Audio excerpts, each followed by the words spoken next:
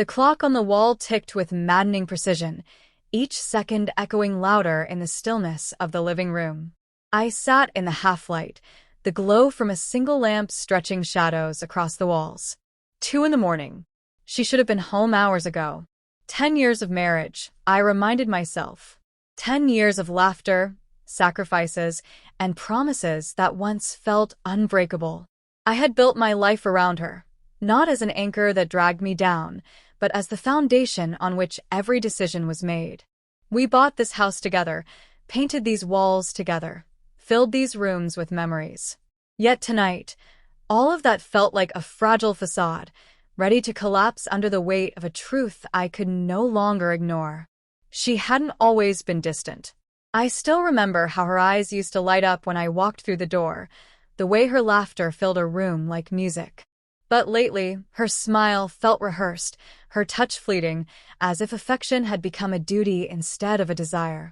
Her phone was always within reach, face turned down, locked away from me. The late nights began with excuses about deadlines, shifted into drinks with friends, and finally, silence when I asked. I wanted to believe her. God, I wanted to. Human beings cling to hope even when the evidence stands against them. And I clung, out of love, out of loyalty, out of the fear that admitting the truth would unravel everything I had worked to protect. But love doesn't erase receipts tucked in a purse from restaurants I had never visited. Loyalty doesn't answer text notifications that light up a phone at midnight, names I didn't recognize paired with words that cut deeper than any blade. Tonight wasn't about suspicion. It was about confirmation. The sound of the front door opening broke the silence. My chest tightened, breath caught in my throat. She stepped inside casually, keys jingling as if nothing was out of place. Her hair was styled, makeup fresh, not the weary look of someone returning from work. She smelled faintly of cologne that wasn't mine. Still awake? She asked, voice soft, almost careless. I studied her for a moment, my expression calm, though every muscle in my body ached with restraint. I didn't lash out. I didn't accuse. I simply nodded toward the clock on the wall. It's late, I said evenly. Her eyes flicked toward the time, then back to me.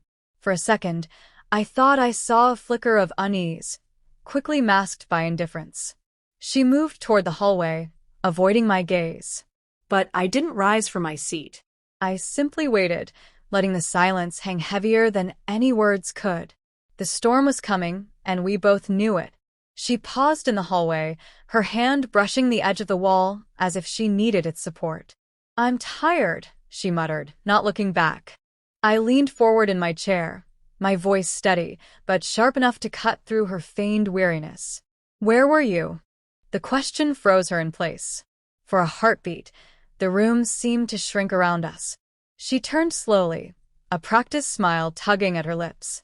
Out with friends. You know how it is, we lost track of time. I held her gaze, without blinking. Years of marriage had taught me the subtle shifts in her face, the slight twitch at the corner of her mouth, the nervous way her eyes darted before settling. She was lying, and she knew I knew. Friends, I repeated, rising to my feet. My steps were deliberate, measured, as I crossed the room. On the coffee table lay her phone, forgotten in her hurry earlier that evening. I had seen the messages. I had read the words no husband should ever have to read. I lifted the device and set it gently on the table between us. Is that what you told him? The color drained from her face. For the first time, her mask cracked. You, she faltered, searching for ground she no longer had. You went through my phone? I went through the evidence you left behind, I said, my voice calm but weighted. Receipts. Messages. Calls at hours when no friend should be calling. I let the silence follow, giving the weight of my words time to press down on her. She swallowed hard, then straightened as if clinging to defiance. I got the attention I needed. The words struck harder than any confession could.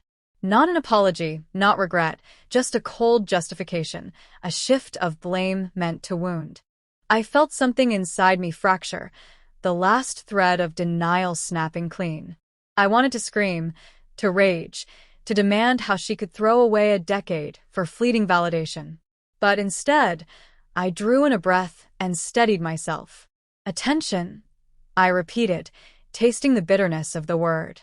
My mind flashed back to birthdays planned, nights spent holding her when she cried, sacrifices made so her dreams could breathe. All dismissed as insufficient. Her chin lifted slightly, emboldened by her own cruelty. You've been so focused on everything else. Work, bills, responsibilities. I needed more. My hands curled into fists, not out of a desire to strike, but to anchor myself to the moment. And instead of speaking to me, instead of fighting for us, you chose him. Her silence was confirmation enough. I looked at her then, not the woman I had married, but a stranger draped in her skin. The betrayal had stripped away the illusion, and in its place stood someone I no longer recognized. And yet, in that painful clarity, I felt the first stirrings of resolve. I stood in silence, her words echoing in the hollow spaces between us. She shifted uncomfortably, as though expecting an outburst, shouted accusations, slammed doors, maybe even desperate pleas. But none came. I had already moved past shock, past anger. What remained now was clarity. You don't need to explain further, I said, my voice steady, deliberate. I heard everything I needed, her arms folded, defensive. So what now? You want me to grovel? To beg for forgiveness? No, I answered simply. I want you to leave. Her composure faltered, the sharp edge of defiance softening into disbelief. What do you mean, leave? I gestured toward the doorway. Beside it, neatly stacked, sat 2 suitcases. Her suitcases. Packed hours ago when I realized this night would only end one way. Every item folded with precision, not out of care, but out of finality. Her eyes widened. You pack my things? I did. My tone held no venom, no satisfaction. Only resolve. Because whether you walked through that door at midnight or dawn, the truth was waiting here for you. And so was my decision. She stepped forward, voice trembling now. You can't just throw away everything we've built, everything we've been. I felt the ache in my chest sharpen, but I didn't flinch. You already did, I replied. The moment you decided his attention was worth more than my loyalty, more than my love. Tears welled in her eyes, but I saw them for what they were. Not grief for me, but grief for losing the security I had provided. She reached for me, fingertips brushing the air between us. Please, we can fix this. I was lost, I made mistakes, but we can. I stepped back, the space between us becoming a boundary she could no longer cross. No. We can't. Trust, once shattered, doesn't return on promises. And I won't build my life on broken foundations. Her expression shifted from pleading to anger, the cycle of emotions turning like a wheel she couldn't control. You think you're better than me? You think this makes you strong? I held her gaze, unshaken. No. It makes me free. The room seemed to still around us, the weight of my words sinking in. For the first time, I felt taller, steadier, as though reclaiming the pieces of myself she had chipped away with every lie. She turned toward the suitcases, eyes brimming with fury. You'll regret this. Maybe, I admitted, though I doubted it. But regret is lighter than betrayal. And at least it will be mine, not forced upon me. I walked to the door, pulled it open, and let the night air drift inside. A quiet invitation, or perhaps a command. Her bags were ready. Her choices had consequences. And mine had just been made. She stood in the doorway, staring at the suitcases as if they were foreign objects, as if the life she had gambled away could somehow be folded back into them. Her lips parted, ready with another excuse, another plea, but no words came. She lifted the bags with a sharp motion, her face twisting between anger and disbelief. Without another glance, she stepped into the night. The door closed with a muted thud. Silence filled the house again, heavy and absolute. I leaned against the frame, the cool wood steadying me as the weight of it all finally pressed down. My chest heaved once, twice, before the tears came, silent, unbidden, burning with a mixture of grief and release. It wasn't just her betrayal I mourned. It was the death of us, the laughter that once felt endless, the warmth of her hand in mine, the countless small moments that had convinced me love was unshakable.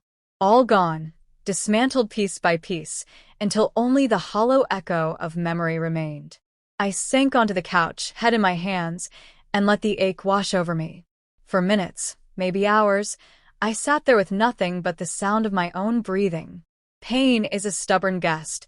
It doesn't leave quickly, nor does it ask permission to stay. But slowly, through the cracks in despair, something else began to stir. Relief. A strange, unfamiliar lightness. The truth, though devastating, had freed me from the cage of suspicion and sleepless nights. The lies no longer circled me. The silence was no longer a threat. I rose and walked through the house, each step reminding me of the life we had built and the shadows it now carried. The framed photos on the wall, the bed where trust had unraveled, the kitchen table where laughter once lived, each was both wound and warning. Yet I did not feel broken, only changed. Tomorrow would bring questions from friends, perhaps whispers from neighbors, maybe even guilt when I saw her absence written in the spaces she once filled. But tomorrow also carried something else. Choice. My choice. To heal, to rebuild, to live without chains forged by her betrayal. I walked to the window, pulling the curtain aside. The horizon was softening, night giving way to the pale glow of dawn. A fitting end, or perhaps a beginning. Humans are fragile, yes, but we are also resilient. We fall, we fracture, but we rise. Not unscarred, but unbroken. This was not the end of my story, only the turning of a page. I looked at the empty side of the bed, then back to the light cresting the sky. My lips moved in a whisper, meant only for me. She's gone. I'm still here, and that's enough. And for the first time in months, I believed it.